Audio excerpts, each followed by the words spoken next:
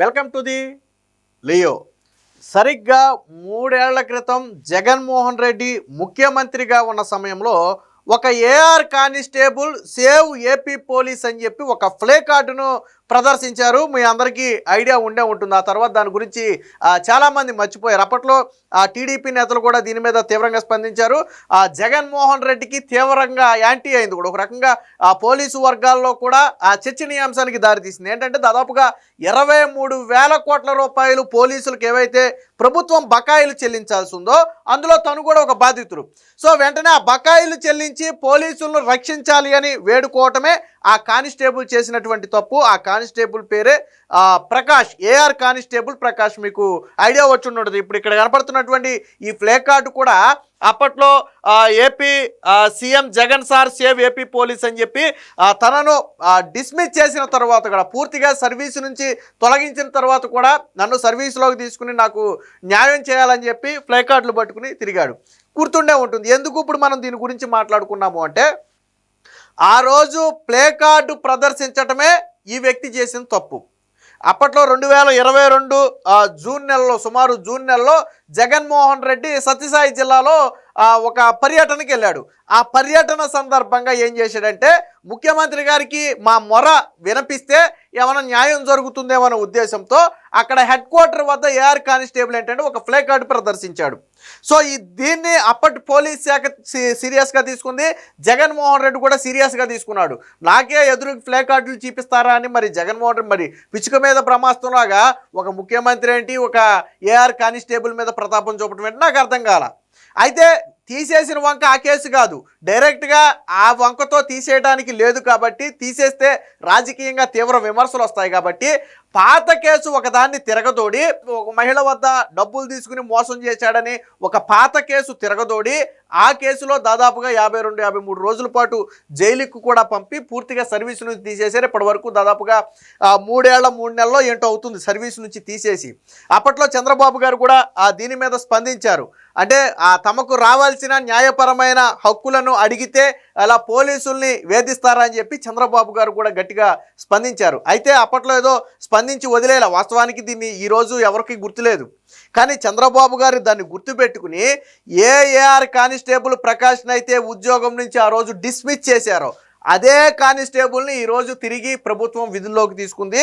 రీసెంట్గా వెళ్ళి విధుల్లో కూడా జాయిన్ అవ్వడం జరిగింది. బహుశా నిన్నే ఎప్పుడో అనంతపురం ఎస్పీకి వెళ్ళి రిపోర్ట్ చేయడం జరిగింది. అప్పట్లో ఏ పోలీసులు అయితే తీసేశారో ఇప్పుడు అదే పోలీసులు తనకి తిరిగి ఉద్యోగం కూడా ఇచ్చారు. అంటే ఎందుకు చెప్పామంటే, ఆ రోజు చంద్రబాబు గారు అపోజిషన్లో ఉన్నారు కాబట్టి ప్రతి సమస్య మీద మాట్లాడాలి కాబట్టి అందులో ఒక సమస్యలాగా దీని మీద మాట్లాడుంటారని చాలామంది అనుకున్నారు. కానీ ఆయన గుర్తుపెట్టుకుని అప్పట్లో ఒక కానిస్టేబుల్ ఇబ్బంది పడ్డాడు, ఆ కుటుంబం ఇబ్బంది పడింది, వాళ్ళని మనం మళ్ళీ న్యాయం చేయాలని గుర్తుపెట్టుకుని ఈరోజు ఆ వ్యక్తికి న్యాయం చేయడం అనేది ఆషామాషి వ్యవహారం కాదు. ఇది ఎవరో గుర్తు చేయలేదు, ఎవరో అడగలేదు. కానీ చంద్రబాబు గారు ఈరోజు గుర్తుపెట్టుకుని ఆ వ్యక్తిని పిలిపించి మాట్లాడి తిరిగి ఉద్యోగం ఇప్పించారు. అంటే చిత్తశుద్ధి అంటే ఇది. ఒక ముఖ్యమంత్రి పిచ్చుక మీద బ్రహ్మాస్త్రం అనాలి, ఒక సీఎంగా ఉన్నటువంటి జగన్మోహన్ రెడ్డి ఒక ఏఆర్ కానిస్టేబుల్ మీద ప్రతాపం చూపటువంటి పోని జగన్మోహన్ రెడ్డి మీద ఏదైనా విమర్శలు చేసుండో, రాజకీయంగా ఏదన్నా డిసిప్లిన్గా అంటే వాళ్ళ డిసిప్లిన్కి ఎగనెస్ట్గా పనిచేస్తుంటే తప్పు లేదు. వాళ్ళకి రావాల్సిన బకాయిల గురించి అడగటమే తప్పు. పోలీసులు కూడా ఏమనుకున్నారో తెలుసా, అరే బాధ కలిగింది. వాస్తవానికి ఏఆర్ కానిస్టేబుల్ని అప్పుడు డిస్మిస్ చేసినప్పుడు చాలామంది బాధపడ్డారు. ఎందుకంటే తను ఒక్కడి కోసం అడగలా, మనందరి కోసం అడిగాడు. మనం అడగలేకపోయాం, తాను అడిగాడు. కానీ అడిగి ఈరోజు బలిపశువు అయిపోయాడు. కానీ మనం ఏమీ చేయలేని నిస్సహాయ స్థితిలో ఉన్నామని చెప్పి ఆ రోజు తోటి పోలీసులందరూ కూడా బాధపడిన పరిస్థితి. ఎందుకంటే తనకు రావాల్సిన డబ్బుల గురించి అడగల, అందరి గురించి అడిగాడు. సో దానికి సంబంధించి ఒక వార్త వచ్చింది. గతంలో కూడా ఏం జరిగిందో ఒకసారి చూద్దాం. అంటే ఎంత క్రూరంగా వ్యవహరించి ఏఆర్ కానిస్టేబుల్ ప్రకాష్ మీద చర్యలు తీసుకున్నారో ఒకసారి చూడండి. ఒకసారి ఆ రోజు ఏఆర్ కానిస్టేబుల్ ప్రకాష్ మీద చర్యలు తీసుకున్నప్పుడు టీడీపీ విమర్శిస్తే అప్పుడు వైసీపీ ఒకటి చెప్పింది. ఏమనంటే, 2019 జూన్ 22న జిల్లా కార్యాలయంలో నిర్వహించిన గ్రీవెన్స్ కార్యక్రమానికి గార్ల దిన్నెకు చెందిన బి లక్ష్మి అనే వివాహిత వచ్చారు. డిపిఓలో పనిచేస్తున్న ప్రకాష్ ఆమెతో పరిచయం పెంచుకున్నాడు. ఆమె నుంచి 10 లక్షల నగదు, 30 తులాల బంగారం ఆభరణాలు తీసుకున్నాడు. ఆమెను చంపడానికి ప్రయత్నించినట్లు అభియోగం. శాఖాపరమైన విచారణలో ఇవన్నీ రుజువు కావటంతోనే డిస్మిస్ ఫ్రమ్ సర్వీస్ పేరట ఆదివారం ఎస్పీ పకీరప్ప ఉత్తర్వులు ఇచ్చారు. అంటే వీళ్ళు చెప్పేది ఏంటంటే, ఇక్కడ గార్ల దిన్నె కాలనీకి చెందిన బి లక్ష్మి అనే ఒక మహిళ ఇచ్చిన స్టేట్మెంట్ ప్రకారం ఈ వ్యక్తిని సస్పెండ్ చేసామని అప్పుడు చెప్పారు. సో ఇదే మహిళ ఏం చెప్పిందో ఒకసారి నేను మీకు వినిపిస్తాను. ఆ రోజుల్లో ఎంత క్రూరంగా వ్యవహరించారు ఈ మహిళ. ఆ మహిళ ఏనండి ఒకసారి. నాకు చాలా ప్రాబ్లమ్స్ ఉన్నాయి సార్.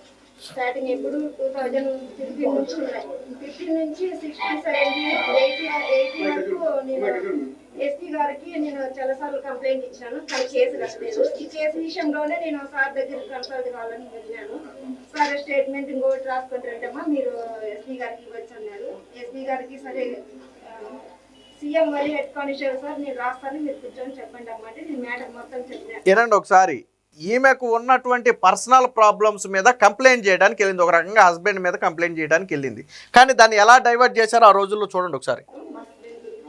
కానీ మా హస్బెండ్ గురించి చెప్పిన మ్యాటర్ దాంట్లో ఎటువంటి మ్యాటర్ రాయకోకుండా హెడ్ కానిస్టేబుల్ గురించి అంత దాంట్లో స్టేట్మెంట్ రికార్డ్ చేసి దాంట్లో సైన్ చేసుకున్నారు.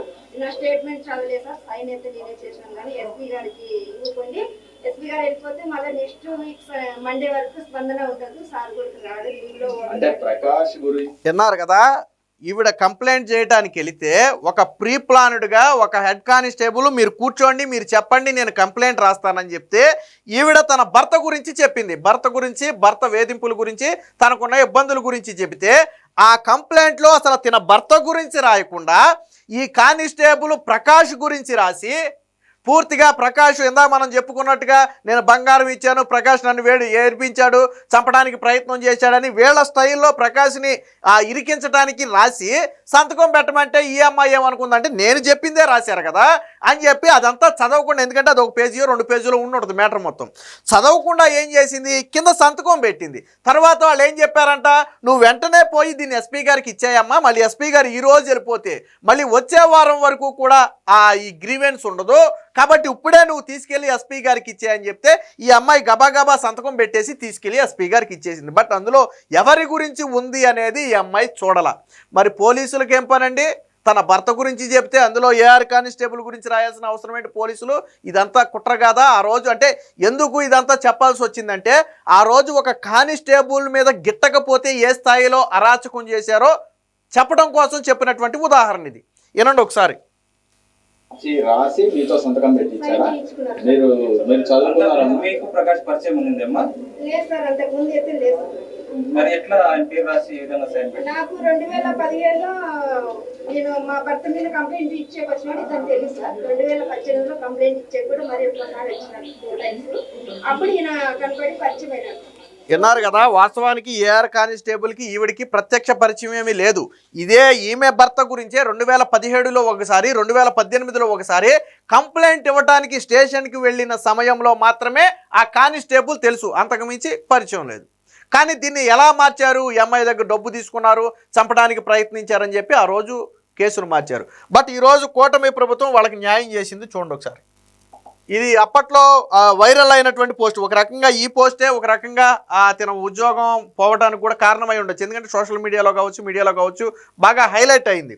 సింహం గర్జిస్తుంది, సమస్యలపై పోలీసుల నిరసన గళం. మొన్న సోషల్ మీడియాలో పోస్టులు, తాజాగా ప్లే కార్డుతో జగన్కు నిరసన. పోలీసులను రక్షించాలంటూ వినతి, బకాయిల చెల్లింపు కోసం అభ్యర్థన.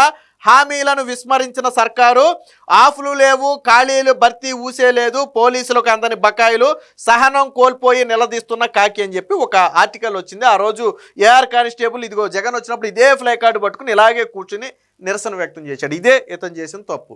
సో ఎప్పుడైతే ఇది ఒక రకంగా గవర్నమెంట్ యాంటీగా వచ్చిందో, అంటే ఒక పోలీసు నిరసన జరపడం అంటే గవర్నమెంట్ చేతగానితనంగానే భావించారు. ఆ రోజు సోషల్ మీడియాలో విమర్శలు రావడంతో వేరొక మహిళతో సంబంధం ఉన్నట్టుగా ఆ కేసును అంటగట్టి దారుణంగా వ్యవహరించి సర్వీసు నుంచి డిస్మిస్ చేస్తే ఈరోజు కూటమి అతనికి ఉద్యోగం ఇచ్చింది. విధుల్లోకి ఏఆర్ కానిస్టేబుల్ ప్రకాష్ గత ప్రభుత్వ హయాంలో బకాయిలు అడిగినందుకు డిస్మిస్. గత వైకాపా ప్రభుత్వంలో పోలీసులకు ఇవ్వాల్సిన బకాయిలు చెల్లించాలని కోరుతూ AR constable Prakash placard పట్టుకుని నిరసన తెలపడంతో డిస్మిస్ అయ్యారు. డిమాండ్లు అడిగినందున వల్లే అప్పటి సర్కారు డిస్మిస్ చేసిందని భావించిన కూటమి ప్రభుత్వం ఆ ఉత్తర్వులను రద్దు చేసి తిరిగి విధుల్లోకి చేరడానికి వీలుగా ఆదేశాలు జారీ చేసింది. కానిస్టేబుల్ ప్రకాష్ సోమవారం అనంతపురం జిల్లా ఎస్పీ జగదీష్ వద్ద అయితే రిపోర్ట్ చేశారు. డిస్మిస్ అయిన 3 ఏళ్ల 3 నెలల కాలాన్ని ఇప్పటి వరకు అంటే జగన్మోహన్ రెడ్డి డిస్మిస్ చేసి 3 ఏళ్ల 3 నెలల కాలం అయింది. కానీ విధి చూడండి ఎలాంటిదంటే, అంటే కర్మ చెరపుకురా చిరేవని చెప్పి పాతకాలపు సామెత ఒకటి ఉంది.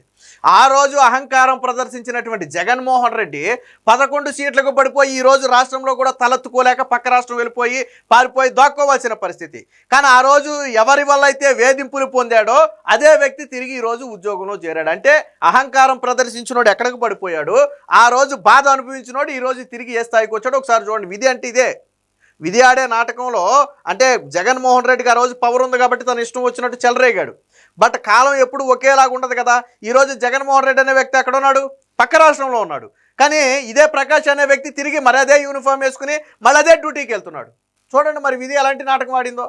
కాబట్టి అందుకనే అధికారం ఉంది కదా అని చెప్పి ఇష్టం వచ్చినట్టు ప్రవర్తిస్తే పరిణామాలు ఇలాగే ఉంటాయి. 3 నెలల 3 కాలాన్ని విధుల్లో లేనట్టుగా పరిగణించి తిరిగి చేరడానికి ప్రభుత్వం అవకాశం కల్పించిందంటే ఈ మొత్తం పీరియడ్ను ఒక రకంగా సెలవుగా భావించవచ్చు.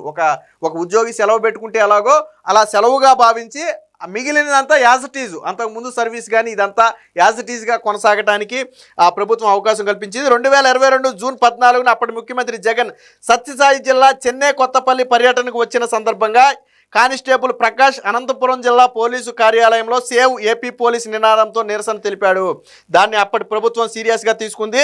గతంలో సదరు కానిస్టేబుల్ ఎదుర్కొన్న ఓ కేసుపై విచారణ చేసేదే ఇప్పుడు నేను చెప్పిన లేడీ కేసు విచారణ చేసి నేరం రుజువైనట్లుగా పేర్కొంటూ అప్పటి ఎస్పీ ఫకీరప్ప 2022 ఆగస్టు 25న ఉద్యోగం నుంచి డిస్మిస్ చేశారు. మరి ఫకీరప్ప కూడా ఇప్పుడు ఎక్కడున్నాడో మనకైతే తెలియదు అనుకోండి.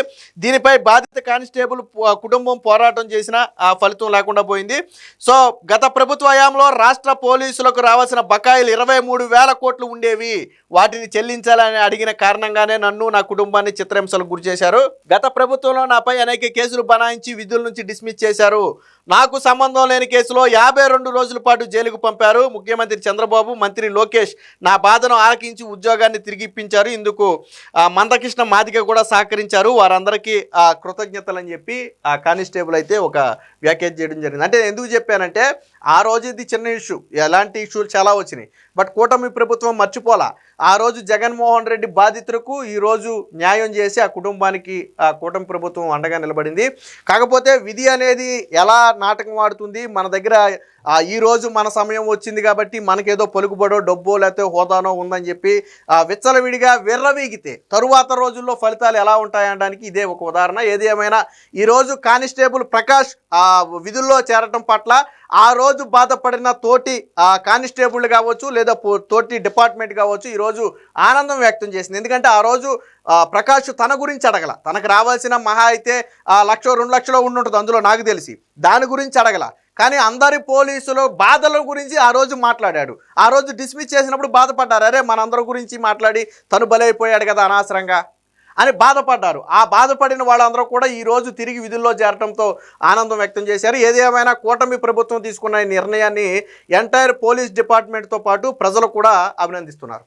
Please subscribe to Leo News for more videos.